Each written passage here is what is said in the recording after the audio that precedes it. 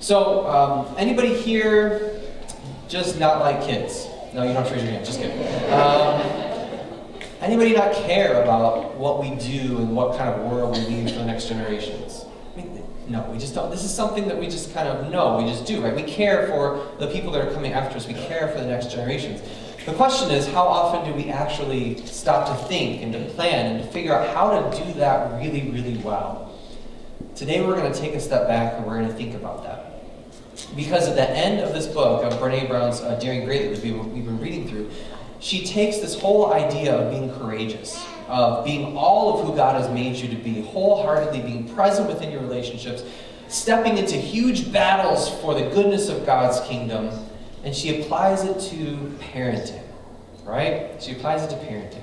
So we're going to expand that a little bit, not just about parents. It's not just for people who are struggling with little kids right now, who are thankful for the next 10 minutes because all their kids are on the other side of the wall. But it's bigger than that. It's not just about parenthood. It's about legacy. It's about understanding what do we do for the next generations that are coming after us. So I guess that's really the question. How do we do this together? Do you know how many generations are alive right now in the United States? How many generations exist right now at the same time? 4. It's more than that. 5. It's at least 5.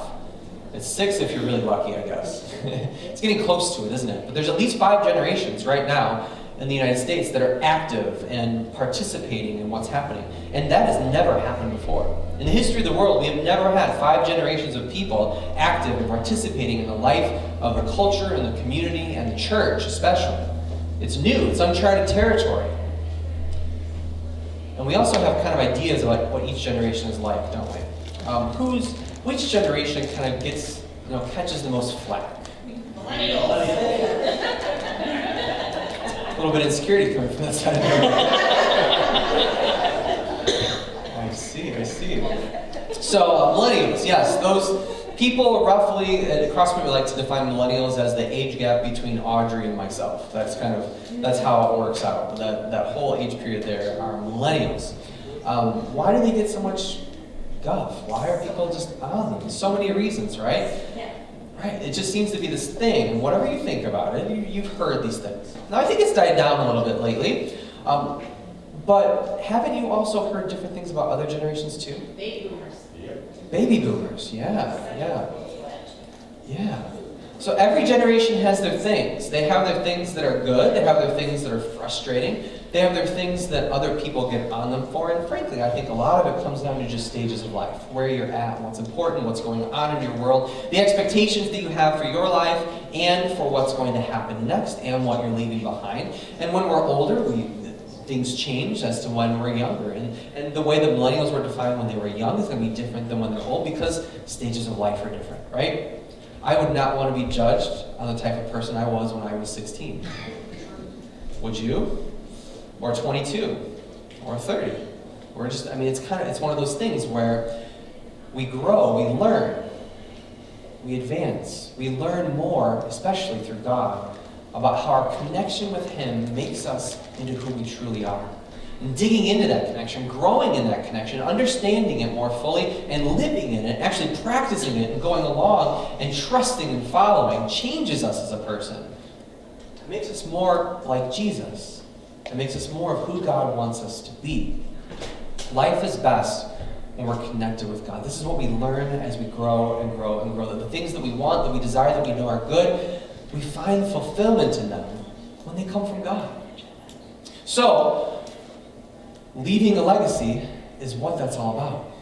How do we do that, connected with God? How do we understand how God is helping us to leave a legacy? Well, it starts with this, right? Has this been burned into your brain yet? We've done this every single week for the last 6 weeks. Say this with me one more time. I am loved. I am enough.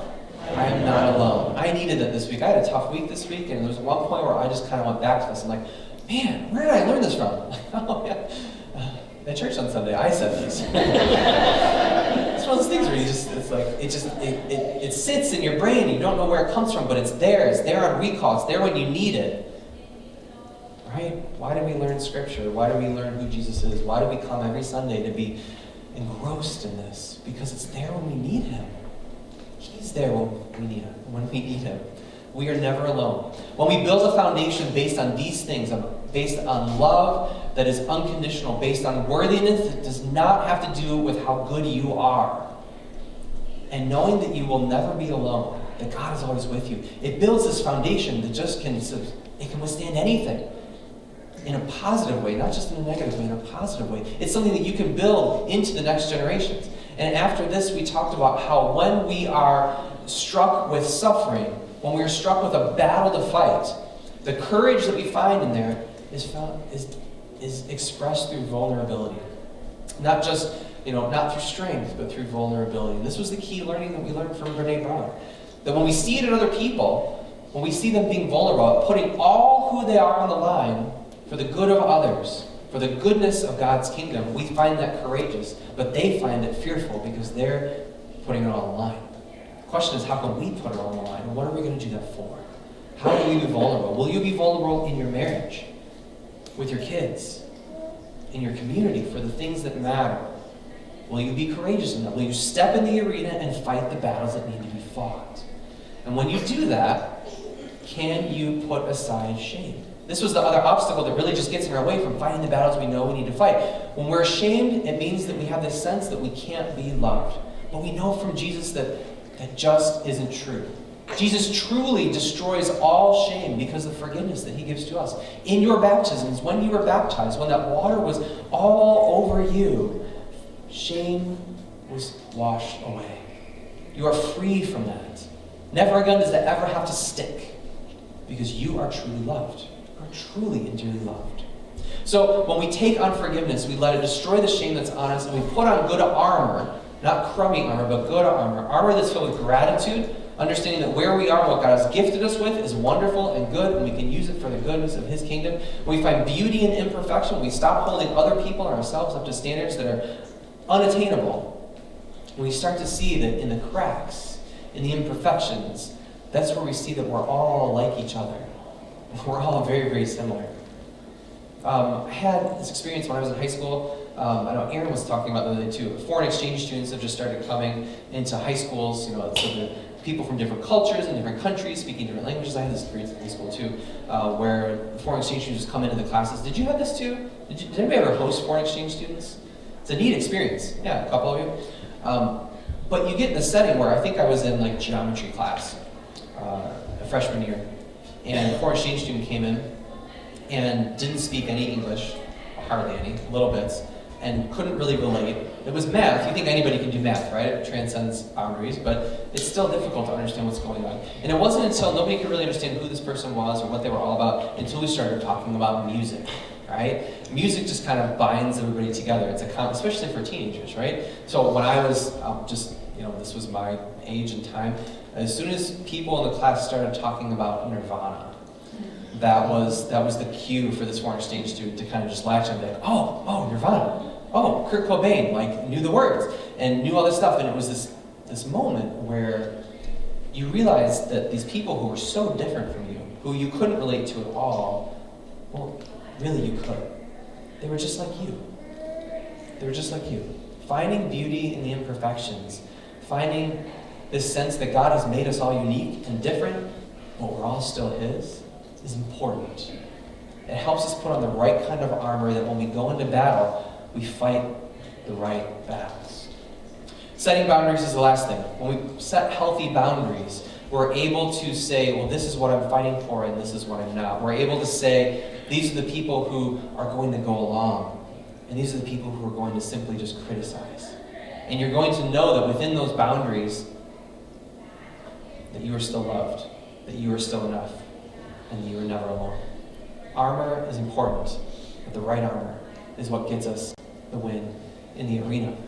Last week, finally, we talked about how do we lead others to fight alongside with us. This is what we want, right? You don't want to be in the arena all by yourself. You don't want to be fighting the battle all alone. Have you ever done that? That is a really lonely and terrible thing to do. Instead, you need others to go along with you. And let's put this in context of just your family. You don't want to be fighting this battle alone as a husband or as a wife. You want everybody to be going along with you. Everybody going in the same direction. How do we lead others to dare greatly, to do big, incredible things for God's kingdom? First, we have to be wholly present where we are. All of who we are, all of our cracks, all of our imperfections, all the ways that God has gifted us, we have to be present with the people that we're fighting with, right? Nobody's going to follow somebody who is wholly other. You have to know who's leading them. And then when you're leading, when you show up, it can't be with that iron fist, right? Instead, what posture do we take? We take that of a servant. We take that of somebody who wants to, all these people who are going along with you, your job is to make them the best they can possibly be. And in so doing, you become a great leader. You don't become a leader first. As you help other people learn and understand who God has made them to be and what gifts and skills they have and what battles they're to fight, you serve them and you love them and you lead them. And then, when everything gets bad, which it's going to do, right? Remember all the promises that Jesus gave you? He gave you great promises, and He gave you this one, right? The promise was, in this world you will have trouble. Notice that's not a promise we use at baptism, right? Or in many other times. But it's true, right? In this world you will have trouble. There are going to be things in your way that you don't know how to deal with, that you feel totally unprepared for, that are really, really, really hard. But Jesus didn't leave us there. His promise was, in this world you will have trouble, but take heart, for I have overcome the world. Okay, I see some motions here, right? How did this go? In this world you will have trouble, but take heart. Right? All right, everybody stand up. 1, 2, 3, stand up. This is what we do. In this world you will have trouble, but take heart, for I have overcome the world. This is supposed to be really stupid, all right? So when you feel stupid doing it, that's all right. That's the entire point. But if we all do it together, and we all feel stupid together, it makes for a good bonding moment. You ready? All right, we're going to do one more time. Ready? In this world you will have trouble, but take heart, for I have overcome the world. All right, you can be seated. I know, right? You just can't forget that. So you recall it when you need it. Jesus' promise is that He not only will not abandon you, but He has defeated all of the things that are weighing you down. That He has once and for all taken away the sting and the power of the junk that hurts you. That is our God. And that promise is incredible. And that allows you, when you are leading others, to, when that stuff happens, to take a step back, to take a deep breath, and be the adult in the room. Right? To help lead others, to see what's around, to say, yes, this is terrible, this is awful. Here's what we can do in the midst of it. Here's who's going to be with you. I'm going to lead you through this. All right? So, I totally let 9 o'clock get away with not doing that. Just so you know, and I promised that you guys would have to do it, so I promise we'll make 9 o'clock do something funny next time. What are we doing today? Today is about using all of these things, about being courageous, about getting in the arena where you don't know if you're going to win or lose, but you're fighting the battle that you need to fight. There are all kinds of people around you criticizing you, scoffing at you. Can you name a few? Can you see them in your head? But you're fighting the fight that God has called you to fight for His good, for His kingdom. How can we do this so that it reverberates throughout the generations? How can we leave a better legacy? And this is what it starts with. It starts with building, not out of shame, but with love and with hope. This seems really generic, right? Just love your children. Well,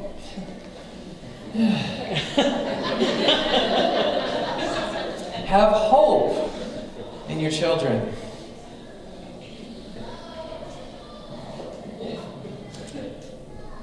Shame your children.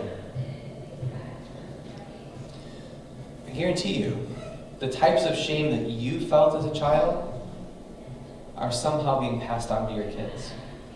Whether you're going the exact opposite way because you know what you felt, you know what it did to you, and you're just going the opposite way and creating a different kind of shame or not. It is very easy to take what we know and the hurts and the things that we've been left with, because this world is not perfect, and pass them along to our kids. So it doesn't go without saying, and it's not easy, it's not obvious that we need to build with love and hope, and not shame, because when we're not thinking, when we're tired, when we're stressed, it's hard to think about this stuff.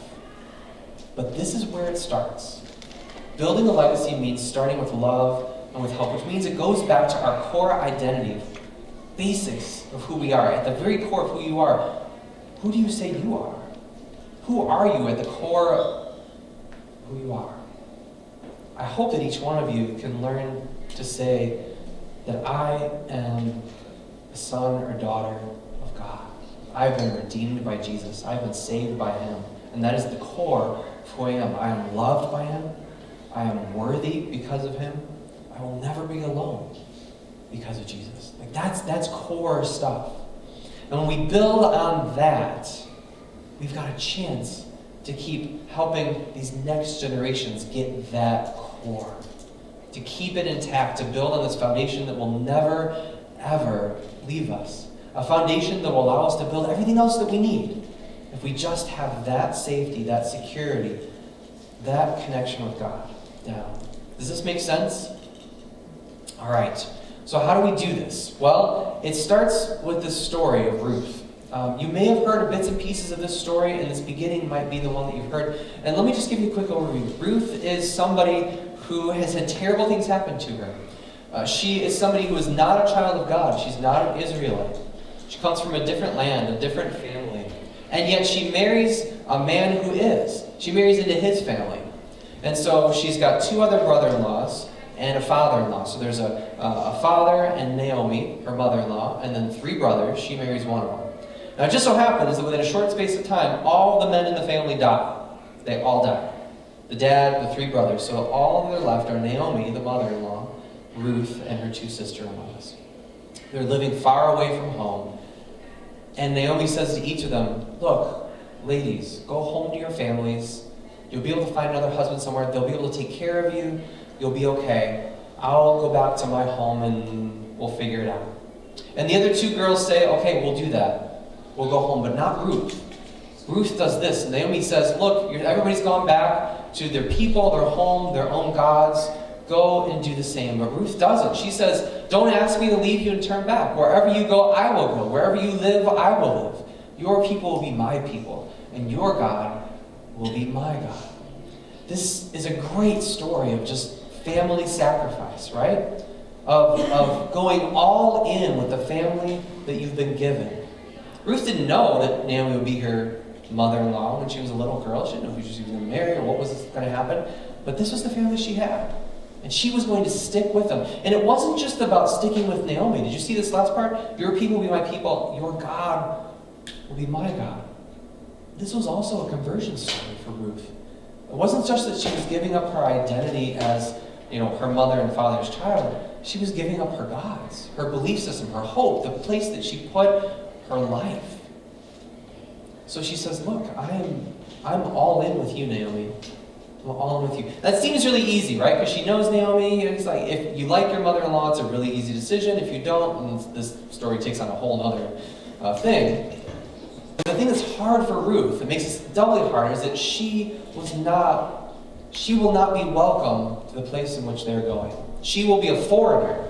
Somebody who is cast out, somebody who doesn't have the rights and the privileges of the people who live in the land of Israel. So when she goes back with Naomi, she's going to have a hard life.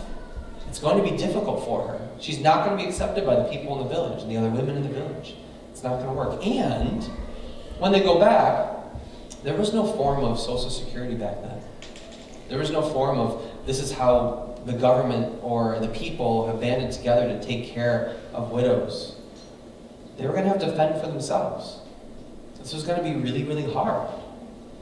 So Ruth makes a choice that is really difficult. It's not going to be easy. It's going to be a struggle. But what was most important to her? The family. The love that was shared. The God that she had come to know who would never abandon her and loves her no matter what. This is Ruth. Wherever you die, I will die, and there I will be buried. May the Lord, our God, punish me severely if I allow anything but death to separate us. This is unconditional love. This is what you build a foundation on. This is the hope that you have, that no matter what comes your way, you and God will get through it. Ruth shows us this right away.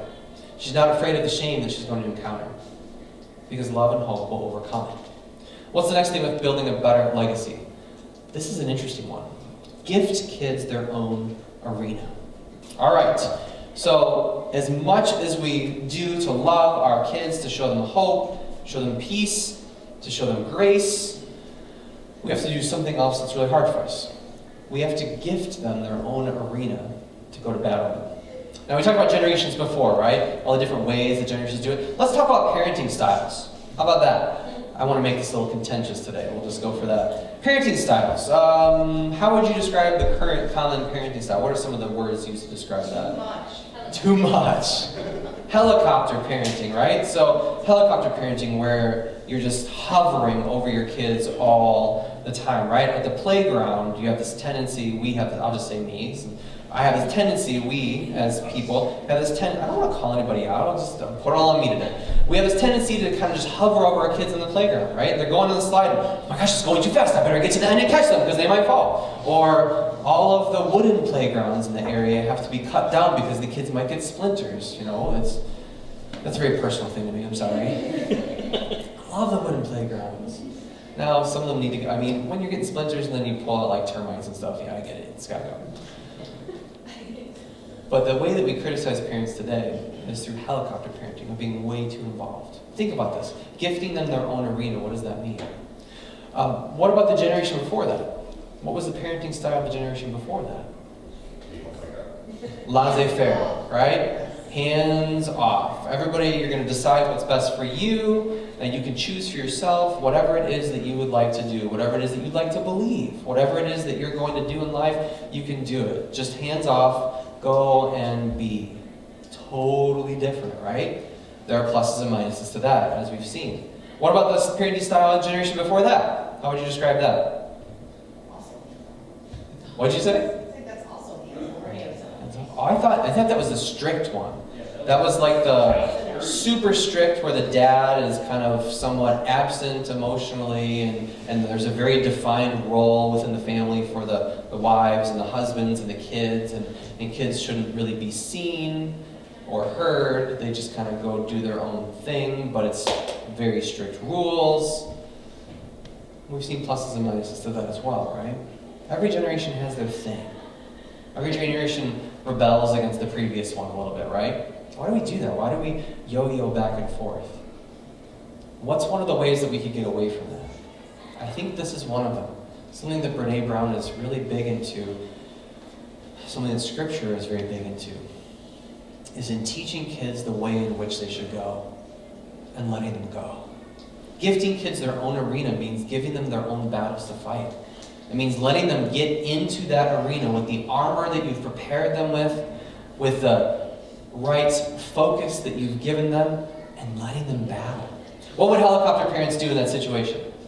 They'd be literally on their helicopter, in their hovercraft, like overboard, like right over them saying, no, dodge left, dodge right, there's somebody coming. You'd be like choreographing that for them. You'd even make sure that the people on the side who are criticizing them all around were people that you could control. Like you've put them there so that they'd be criticizing but not quite too mean, right? So you gotta watch the self-esteem. There's that. What would the parents before that be doing? Laissez-faire. Good luck. It'll be all right. Figure it out. Well, what am I supposed to do? How am I supposed to do this? What armor do I put on? How do I prepare myself?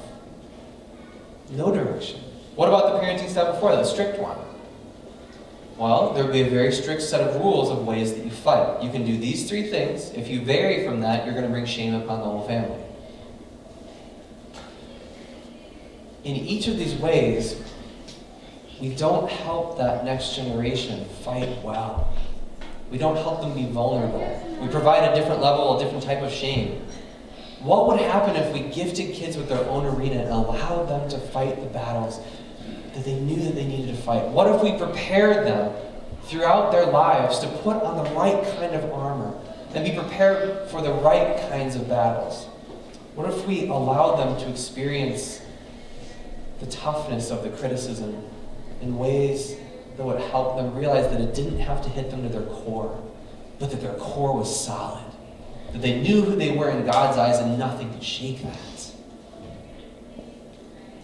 This is how we build a better legacy. We take the wisdom from all of the generations and all the parents, and we take the lessons learned from all of them as well. And we gift kids their own arena to battle. We keep the stakes low to start, right? But then when they're ready to be adults, when they're ready to grow into that, they know what they're doing. How does this happen in our story with Ruth and Boaz? Well, we see it pretty quickly, because Ruth goes back with Naomi back to Israel, back to Judah. And when she does that, she becomes an outcast. She's a foreigner in a foreign land. Nobody likes her. Nobody will take care of her. Nobody will talk to her. But Naomi has land. She has this claim to land. She has family. And they need that land back to take care of them. Now, it just so happened in that day that land could only be passed on to male heirs. It's just how it was. They needed a male heir. They needed somebody to help them out. And there was a way to do that. But before that could even happen, Naomi had to let Ruth out of her grip. So one day Ruth the Moabite says to Naomi, "Let me go. Let me go. Let me go out in the harvest fields to pick up the stalks of grain left behind." But Naomi was kind enough to let me do that. This was a way that God took care of people before there was Social Security or anything else. In the Bible, it says that when people were doing their fields and harvesting their grain, they had to leave the corners of their field unharvested for people that couldn't afford grain. It was a way that thousands of years ago, God even tried to take care of people who had nothing. It was a way to guard against the farmers and the people who were rich of thinking that it was all theirs. It works both ways. But it wasn't a safe place to be. This wasn't a place for nice, polite girls to be found at. So it's a risk that Naomi lets her go. It could turn out really badly, but she has to let her fight her own battle. She has to let her go. So she lets her go. What happens when she's there is she learns that the field is owned by a man named Boaz, who's actually related to them. And Boaz is very kind to her and sees that this girl is kind of a little out of place and tells his people to take care of her, to make sure that she has everything that she needs. And so at the end she comes up to him and says, "Look, I don't know why you're being so kind to me. I don't know why I deserve this." Who does she say she is? This is who she still thinks she is. A foreigner. An outcast. Somebody who's not worth this kindness. And Boaz comes right back to her and says, "No, you are worth it. You're somebody who God loves. You have done these incredible things for your mother-in-law. I've heard this. How kind you are, how you are staying with her. I value that. God values that. May the Lord of God of Israel, under whose wings you have come to take refuge, reward you fully for what you have done." It's not about Boaz. It's not about Ruth. It's about who God is. So the last thing that we talk about when it comes to leaving a better legacy is to be a family, don't achieve one. That seems like a really weird phrase, right? What does this mean? This is the last thing that we kind of get stuck in. No matter how good we think we're doing, no matter how well things are going on, we tend to think sometimes that we are achieving a family. How do we do that? Well, how often do you look at other parents and kind of judge the way that they're doing things?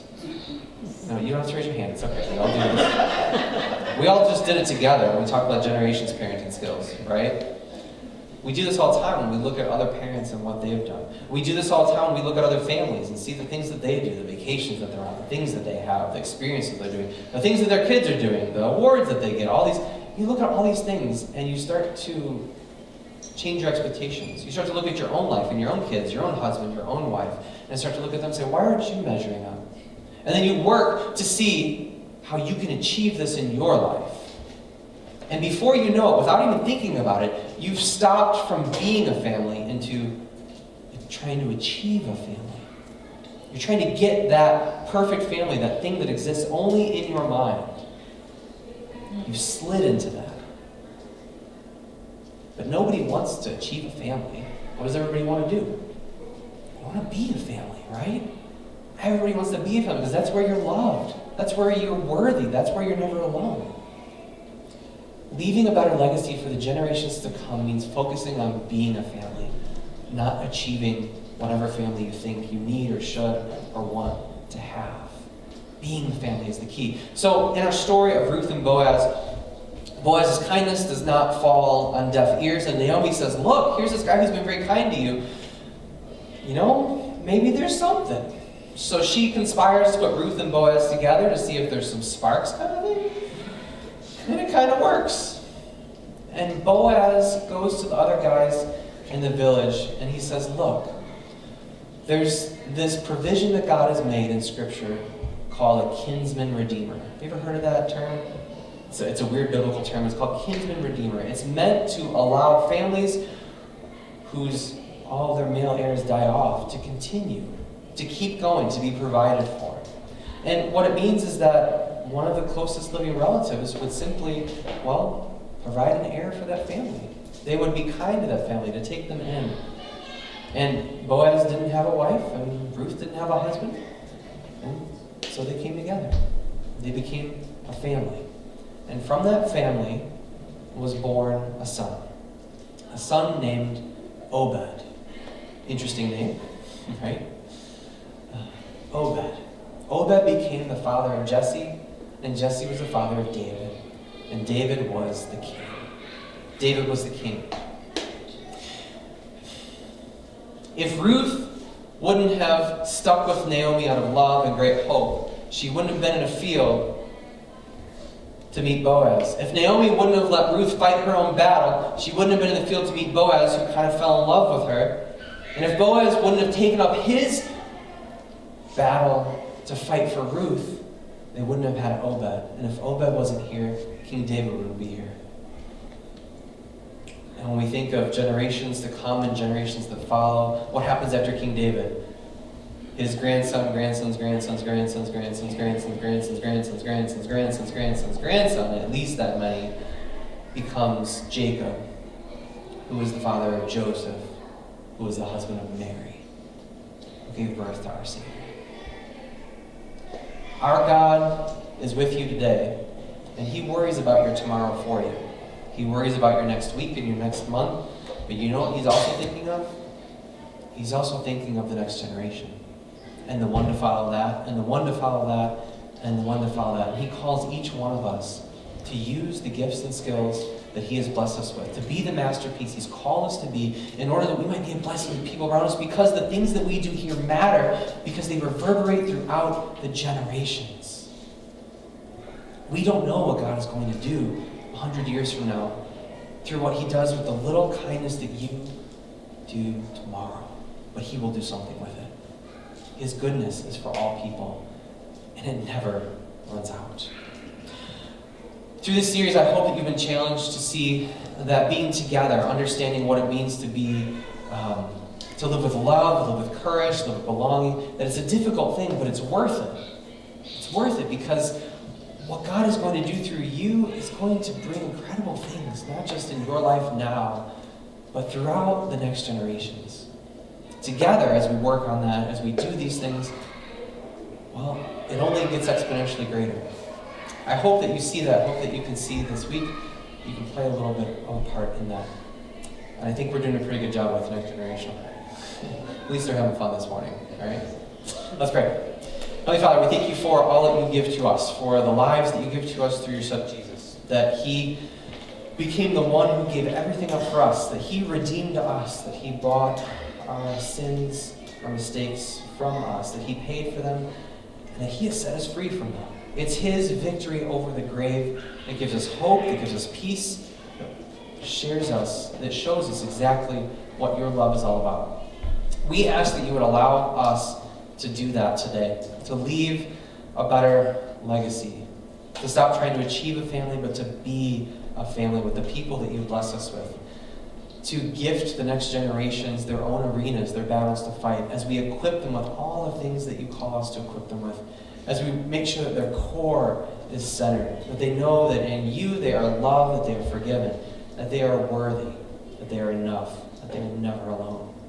And we ask that You would encourage each one of us today, from whatever background we've come from, whatever place that we're at right now, that we would join together as Your people right here in this place to make an even bigger difference in our neighborhoods and our communities. All this we pray in Jesus' name. Amen.